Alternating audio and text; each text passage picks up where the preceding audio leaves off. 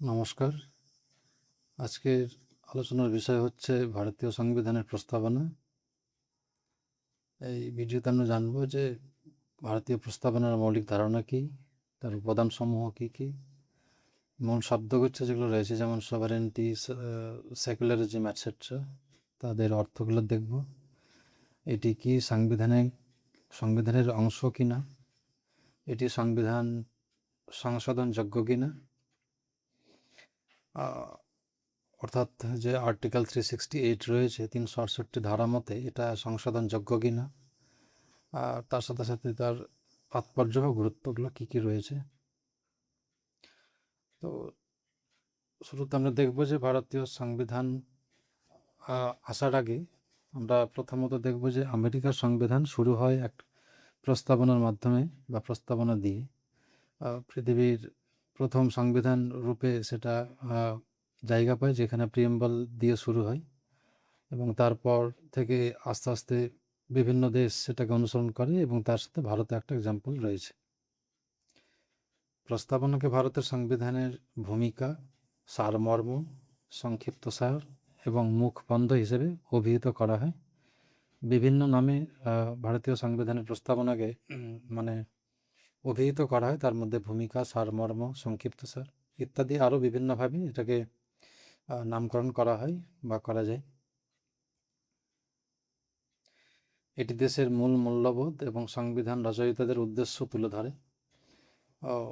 অর্থাৎ সংবিধান তৈরির সময় যেনারা সংবিধান নির্মাতারা ছিলেন, তাদের চিন্তাধারার একটা প্রকাশ পায়, তাদের যে মূল্যবোধ দেশে এবং সংবিধান এর প্রতি, সেটাও এক ধরনের প্রকাশ পায় এই প্রস্তাবনার মাধ্যমে। এটি আদালতে বলবৎযোগ্য নয়, অর্থাৎ ফান্ডামেন্টাল রাইট যেমন রয়েছে সংবিধানের তৃতীয় অংশ, যেটাকে আপনি কোর্টে গিয়ে কোনো রকম ভায়োলেশন বা আপনার মৌলিক অধিকার ক্ষুণ্ণ হলে কোর্টে গিয়ে সেটাকে এনফোর্স করতে পারবেন, অর্থাৎ বলবৎযোগ্য সেটা। কিন্তু প্রিএম্বল, তারপরে মৌলিক কর্তব্য, তারপরে আপনার এই ডিপিএসপি যে রয়েছে, directive principles of state policy, তো সেই সমস্ত বিষয়গুলো আপনি কোর্টে গিয়ে এনফোর্স করতে পারবেন না, তার সাথে সাথে প্রিএম্বলও একটা রয়েছে। তবে আর সাংবিধানিক মূল্য রয়েছে, যেমন বিভিন্ন অন্যান্য ধারা বা অন্যান্য প্রভিশনগুলোকে সংবিধানের ধরুন ইন্টারপ্রেট করতে গিয়ে সুপ্রিম কোর্ট বহু সময় প্রিএম্বলের সাহায্য নিয়েছেন। প্রিএম্বলের সাহায্য নিয়ে সংবিধান নির্মাতাদের চিন্তা বা অভিপ্রায়কে বোঝার চেষ্টা করেন বা করেছেন অলরেডি। 394 নম্বর অনুচ্ছেদ অনুযায়ী 5, 6 ইত্যাদি ধারাগুলো যেখানে মেনশন করা আছে, সেই সমস্ত প্রায় 10টা ধারার মতো ধারাগুলো 26শে নভেম্বর 1949 সালে লাগু হয় বা বলবৎ হয়, এবং বাকি সম্পূর্ণ সংবিধান বলবৎ হয় আপনার 26শে জানুয়ারি 1950 সালে। ইতিহাস যদি আমরা দেখি, তাহলে 1946 সালে 13ই December Jawaharlal Nehru objective resolution নামে একটি প্রস্তাব উত্থাপন করেন সংবিধান সভায়, এবং এটি 1947 সালের 22শে জানুয়ারি গৃহীত হয়। এই উদ্দেশ্যমূলক যে প্রস্তাব, অর্থাৎ অবজেক্টিভ রেজলিউশন, এটাই পরে গিয়ে প্রিএম্বলের রূপ নেয়। এটি ছিল একটি ঐতিহাসিক দলিল যাতে সংবিধানের মূল নীতিগুলো অন্তর্ভুক্ত ছিল। এটি 1976 সালে 42তম সংবিধান সংশোধনের মাধ্যমে প্রথমবার এবং এখন পর্যন্ত একবারই শুধু সংশোধন হয়েছে, এবং তার মাধ্যমে 3টে শব্দ যুক্ত হয়েছে, যার মধ্যে সোশ্যালিস্ট বা সমাজতান্ত্রিক, ধর্মনিরপেক্ষ অথবা সেকুলার, এবং অখণ্ডতা অথবা ইন্টিগ্রিটি, এই শব্দগুলো যোগ হয়। স্বাধীনতা, সমতা এবং ভ্রাতৃত্বের ধারণা, যা একে অপরের থেকে অবিচ্ছেদ্য, তা ফরাসি বিপ্লব থেকে নেওয়া হয়েছে। এই 3টে যে শব্দ বা ধারণা রয়েছে, স্বাধীনতা, সমতা এবং ভ্রাতৃত্ববোধ, এই 3টে ধারণাকে একে অপরের থেকে আলাদা করা অসম্ভব। এটা বি আর আম্বেদকরের মতামত। উনি প্রকাশ করেছেন যে দিজ আর ইনসেপারেবল পার্ট, অর্থাৎ এই একে অপর থেকে আলাদা করা মুশকিল, এবং এই বিষয়টাও প্রিএম্বলে খুব সুন্দরভাবে প্রকাশ পেয়েছে। প্রস্তাবনার একটা রূপ এখানে দেওয়া হয়েছে। সত্যিকারের যে প্রস্তাবনা রয়েছে আমরা ভারতীয় সংবিধানে দেখব, সেটা এখানে বাংলা ভাষায় বা দেওয়ার চেষ্টা করেছি আমি।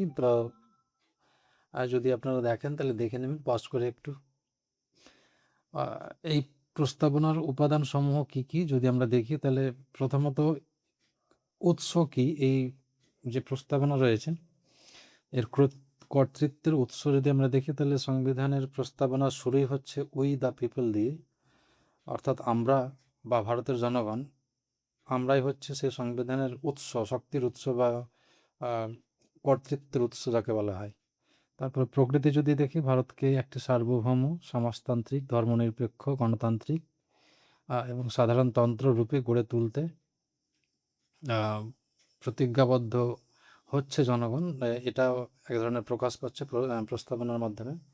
এটা প্রস্তাবনার প্রকৃতি হিসেবে আমরা দেখব যে আমরা কীভাবে এক ধরনের প্রতিজ্ঞাবদ্ধ হচ্ছে যে আমরা ভারতকে কোন রূপে দেখতে চাইছি। তো তার সাথে উদ্দেশ্যসমূহ যদি দেখি, উদ্দেশ্যগুলো কী কী প্রিয়াম্বলে বা প্রস্তাবনা যেটা প্রকাশ পেয়েছে তা হচ্ছে ন্যায় বিচার, স্বাধীনতা, সমতা এবং ভ্রাতৃত্ববোধ। এই সংবিধান এর প্রস্তাবনা গ্রহণের তারিখ হচ্ছে 26শে নভেম্বর 1949, যেটা আমরা সংবিধানের প্রস্তাবনা দেখলেই বুঝতে পারব। মূল শব্দগুচ্ছগুলো যেমন সার্বভৌমত্ব, সমাজতান্ত্রিক ইত্যাদি, সেটা আমরা আস্তে আস্তে দেখব, তাদের সংজ্ঞা, প্রকৃতি ইত্যাদি। তো সার্বভৌম শব্দের অর্থ বলতে বোঝায় যে কোনো রাজ্য বা কোনো দেশ সার্বভৌম কিনা সেটা প্রমাণ পায় সেই দেশ বা সেই দেশ নিজের সিদ্ধান্ত নিজে নিতে পারছে কিনা, বা সেই দেশ কি অন্য কোনো বিদেশি শক্তির দ্বারা প্রভাবিত হচ্ছে কিনা।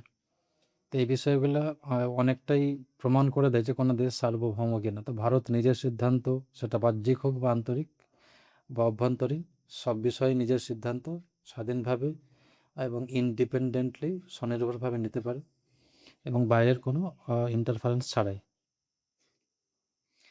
তো কমনওয়েলথ অফ নেশনস এর মেম্বার রয়েছি আমরা, তার সাথে সাথে ইউএনও অর্থাৎ ইউনাইটেড নেশনস অর্গানাইজেশনস এরও মেম্বার রয়েছি আমরা।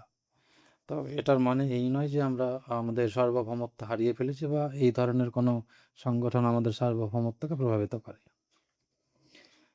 একটা সার্বভৌম দেশ হিসেবে ভারত বিদেশি ভূখণ্ড যেমন অর্জন করতে পারে, তেমনই নিজের অংশ, নিজের দেশের অংশ, কোনো অংশকে ছাড়তেও পারি। এটাও এক ধরনের সার্বভৌমত্বের একটা অন্যতম বৈশিষ্ট্য।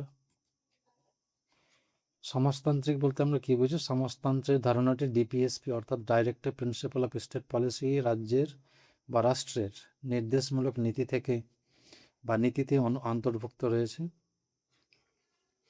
তবে তা সত্ত্বেও 1976 সালে 42তম সংবিধান সংশোধনের মাধ্যমে প্রস্তাবনায় সমাজতান্ত্রিক শব্দটি যুক্ত করা হয়। সমাজতন্ত্রের ভারতীয় রূপটি হলো গান্ধীবাদী বা গণতান্ত্রিক সমাজতন্ত্র, কোনো সাম্যবাদী কমিউনিস্ট সমাজতন্ত্র নয়। যে সমস্ত সমাজতান্ত্রিক কান্ট্রিগুলো রয়েছে বা কমিউনিস্ট কান্ট্রিগুলো রয়েছে বা দেশগুলো রয়েছে, সেই সমস্ত কান্ট্রিতে যেভাবে কমিউনিস্টকে অ্যাপ্রোচ বা অ্যাডপ্ট করা হয়েছে সেই প্রকারে ভারতবর্ষ সমাজতন্ত্রকে গ্রহণ করেনি। ভারতবর্ষের সমাজতন্ত্র একটা হাইব্রিড টাইপের বলতে পারেন, বা গান্ধীবাদী বা গণতান্ত্রিক সমাজতন্ত্র রূপে প্রকাশ পায়। একদম সম্পূর্ণরূপে কোনো রকম কমিউনিস্ট সমাজতন্ত্রের প্রকাশ এখানে পাই না, আমরা দেখব। গণতান্ত্রিক সমাজতন্ত্র হলো মার্ক্সবাদ এবং গান্ধীবাদের একটি মিশ্রণ, যা মিশ্র অর্থনীতির উপর ভিত্তি করে গড়ে উঠেছে। এটি সমাজ থেকে দারিদ্র্য দূর করতে, জনকল্যাণ সাধন করতে এবং সমতা প্রতিষ্ঠা করতে চায়। আমাদের যে সমাজতন্ত্র, সেই সমাজতন্ত্রের উদ্দেশ্য হলো দারিদ্র্য দূর করা, জনকল্যাণ সাধন করা এবং সমাজে সমতা প্রতিষ্ঠা করা। 1951 সালের অর্থনৈতিক নীতি, যেটা আমরা ভারতবর্ষ 1991 সালে গ্রহণ করেছিল, সেই উদারনৈতিক অর্থনীতিতে যে সমস্ত মূল বৈশিষ্ট্য ছিল তা হচ্ছে ভারত উদারীকরণ গ্রহণ করেছে, বিশ্বায়ন বা বেসরকারীকরণ, এই মূল বিষয়গুলো আমরা 1991 সালেই যে অর্থনৈতিক বা ইকোনমিক পলিসি তার মাধ্যমে আমরা গ্রহণ করে ফেলেছি। ধর্মনিরপেক্ষ বা সেকুলার বলতে কি বুঝবো? ধর্মনিরপেক্ষ রাষ্ট্র বলতে বোঝায় যে রাষ্ট্রের নিজস্ব কোনো ধর্ম থাকবে না, অর্থাৎ রাষ্ট্রের কোনো অফিসিয়াল রিলিজন থাকবে না। সংবিধানের ধর্মনিরপেক্ষতার ধারণাটি 25 থেকে 28 নম্বর অনুচ্ছেদের বা আর্টিকেলের মধ্যে অন্তর্ভুক্ত করা হয়েছে। পরবর্তীতে 1976 সালে যেরকম আমরা দেখলাম, এখানেও একইভাবে 42তম সংবিধান সংশোধনের মাধ্যমে এই সেকুলার শব্দটা অ্যাড করা হয়। যদিও তার সেকুলার যে শব্দের ধারণা সেটা আমরা 25 থেকে 28-এ অলরেডি পেয়ে যাব, বা ভারতের সংবিধান শুরু থেকে রয়েছে। ভারত ইতিবাচক ধর্মনিরপেক্ষতা গ্রহণ করেছে। ইতিবাচক বলতে আমরা বোঝাচ্ছি যে প্রত্যেক ব্যক্তি নিজস্ব ধর্ম বা প্রত্যেক সম্প্রদায় নিজস্ব ধর্ম স্বাধীনভাবে প্র্যাকটিস বা পালন করতে পারবে। এটাকে পজিটিভ বলা হচ্ছে। নেগেটিভ বলতে বোঝাবে যদি কোনো রাষ্ট্র কোনো ব্যক্তিকেই কোনো ধর্ম প্র্যাকটিস করতে বা পালন করতে বাধা দেয়, তাহলে সেই ক্ষেত্রে সেটা নেগেটিভ সেকুলারিজম বোঝাবে। গণতান্ত্রিক শব্দের অর্থ হচ্ছে একটি গণতান্ত্রিক রাষ্ট্র বলতে বোঝায় যেখানে জনগণ সরকারের সর্বোচ্চ ক্ষমতার অধিকারী। গণতন্ত্র প্রত্যক্ষ অথবা পরোক্ষ হতে পারে, সরাসরি ভোট দিয়ে মানুষ অনেক সময় যেতে, অথবা ইনডাইরেক্টলি হতে পারে। প্রত্যক্ষ গণতন্ত্রে সরকারকে নিয়ন্ত্রণ করার জন্য 4টি উপায় রয়েছে, যার মধ্যে হচ্ছে যে গণভোট অথবা রেফারেন্ডাম, উদ্যোগ অথবা ইনিশিয়েটিভ, প্রত্যাহার অথবা রিকল, এবং গণমত সংগ্রহ অথবা প্লেবিসাইট। তো এই 4 প্রকারে ডাইরেক্ট ডেমোক্রেসি মানে টিকে রয়েছে, বা ডাইরেক্ট ডেমোক্রেসি যে মৌলিক বৈশিষ্ট্য সেটার যে 4 প্রকার মানে নিয়ন্ত্রিত হয়, সেটা হচ্ছে গণভোট, উদ্যোগ, প্রত্যাহার এবং গণমত সংগ্রহ। কিন্তু যদি আমরা দেখি ইনডাইরেক্ট ইলেকশন বা পরোক্ষ গণতন্ত্র যদি দেখি, তাহলে সেই ক্ষেত্রে প্রতিনিধিত্বমূলক গণতন্ত্র নামে সেটা পরিচিত, যেখানে নির্বাচিত সদস্যরা সরকারের উপর সর্বোচ্চ ক্ষমতা প্রয়োগ করে, যেমন ভারতবর্ষ। ডাইরেক্ট যে প্রতিনিধিত্বমূলক অর্থাৎ যে গণতন্ত্রের কথা আমরা দেখলাম, সেটা সুইজারল্যান্ড ইত্যাদি বিভিন্ন কান্ট্রিতে পেয়ে যাব। আর পরোক্ষ গণতন্ত্র যেটা প্রতিনিধিত্বমূলক গণতন্ত্র, সেটা ভারতবর্ষের একটা উদাহরণ। প্রতিনিধিত্বমূলক গণতন্ত্র 2 প্রকার হয় আবার। সংসদীয় হতে পারে, যেটা ভারতবর্ষে রয়েছে, তার সাথে সাথে রাষ্ট্রপতি শাসিত হতে পারে, যেমন আমেরিকায় রয়েছে। সাধারণতন্ত্র বা প্রজাতন্ত্র, রিপাবলিক বলতে আমরা কি বুঝবো? সাধারণতন্ত্র বা প্রজাতন্ত্র বলতে সাধারণত বোঝায় যেখানে রাজনৈতিক ক্ষমতা জনগণের হাতে ন্যস্ত থাকে। একটি গণতান্ত্রিক রাজনৈতিক প্রতিষ্ঠানকে 2টি ভাগে ভাগ করা যেতে পারে, যেমন রাজতন্ত্র এবং সাধারণতন্ত্র বা প্রজাতন্ত্র। একটি গণতান্ত্রিক তান্ত্রিক ব্যবস্থায় রাষ্ট্রের প্রধান উত্তরাধিকারী সূত্রে পদ লাভ করেন, যেমন ব্রিটেনে আমরা দেখব, উদাহরণ পেয়ে যাব। অপরদিকে একটি গণতান্ত্রিক সাধারণতন্ত্র বা প্রজাতন্ত্র দেশে রাষ্ট্রের প্রধান একটি নির্দিষ্ট মেয়াদের জন্য জনগণের দ্বারা প্রত্যক্ষ বা পরোক্ষভাবে নির্বাচিত হন, যেমন ইউএসএ বা ইন্ডিয়া, যেখানে নির্দিষ্ট পিরিয়ডের জন্য বা নির্দিষ্ট সময়ের জন্য একজন প্রধানমন্ত্রী বা প্রেসিডেন্ট নির্বাচিত হন, এবং নির্দিষ্ট সময় পর সেটা আবার ডিজলভ হয়ে যায় বা ভেঙে যায়। ভারত একটি সাধারণতন্ত্র বা প্রজাতন্ত্র, কারণ রাষ্ট্রপতি অর্থাৎ রাষ্ট্রপ্রধান ভারতের জনগণ দ্বারা পরোক্ষভাবে নির্বাচিত হন। এবার আমরা আসি ন্যায় বিচার বলতে কি বুঝবেন। প্রস্তাবনায় 3 ধরনের ন্যায় বিচারের কথা বলা হয়েছে: সামাজিক, অর্থনৈতিক এবং রাজনৈতিক। সামাজিক ন্যায় বিচার বলতে বোঝায় যেখানে জাতি, ধর্ম, বর্ণ ইত্যাদির ভিত্তিতে কারোর সাথে বৈষম্য করা হবে না, এবং সামাজিকভাবে, সাংস্কৃতিকভাবে ও শিক্ষাগতভাবে অনগ্রসর ব্যক্তিরা এগিয়ে যাওয়ার বা উন্নীত হওয়ার সুযোগ পাবে। তো সামাজিক ন্যায় বিচার বলতে বোঝাচ্ছে খুব সাধারণভাবে যে যারা পিছিয়ে রয়েছে তারা যেন একটা প্রমোশনের বা অপরচুনিটিস পায় নিজেকে এগিয়ে নিয়ে যাওয়ার জন্য, এবং তার সাথে সাথে যেন আইনের চোখে সবাই সমান, যেটা ভারতীয় সংবিধানের ধারা নম্বর 14-তে রয়েছে, ইকুয়ালিটি বিফোর ল। আইনের চোখে সবাই সমান, কাউকে স্পেশাল প্রিভিলেজ দেওয়া হবে না বা স্পেশাল বা বিশেষ সুযোগ সুবিধা দেওয়া হবে না। কিন্তু খেয়াল রাখতে হবে যারা পিছিয়ে রয়েছে তাদেরকে যেন একটা স্পেশাল অপরচুনিটি দেওয়া হয়, যাতে তারা এগিয়ে আসতে পারে। যেমন ট্রাইবাল সোসাইটি রয়েছে, যেমন ট্রাইবাল এরিয়াতে যারা বসবাস করে, যারা সমাজ থেকে কেটে রয়েছে এক ধরনের বলতে পারি আমরা। তো অর্থনৈতিক ন্যায় বিচার বলতে বোঝায় যেখানে অর্থনৈতিক কারণে ভিত্তিতে কারোর সাথে বৈষম্য করা হবে না, এমনকি এটিকে প্রভাবিত করে এই ধরনের বৈষম্যমূলক অনুশীলনগুলো বিলুপ্ত করতে হবে। তো অর্থনৈতিক ন্যায়বিচার তো এখানে রয়েছে, যেখানে ইকোনমিক বেসিসের ওপর কোনো ব্যক্তির প্রতি ডিসক্রিমিনেশন করা যাবে না। তার সাথে সাথে যদি কোনো প্র্যাকটিস বা যদি কোনো প্রথা সেই ইকোনমিক জাস্টিসকে হ্যাম্পার করে, তাহলে সেই ক্ষেত্রে সেই প্র্যাকটিসকেও বিলুপ্ত করতে হবে। সামাজিক এবং অর্থনৈতিক ন্যায়বিচারের সংমিশ্রণকে বন্টনমূলক ন্যায়বিচার বা ডিস্ট্রিবিউটিভ জাস্টিস বলা হয়।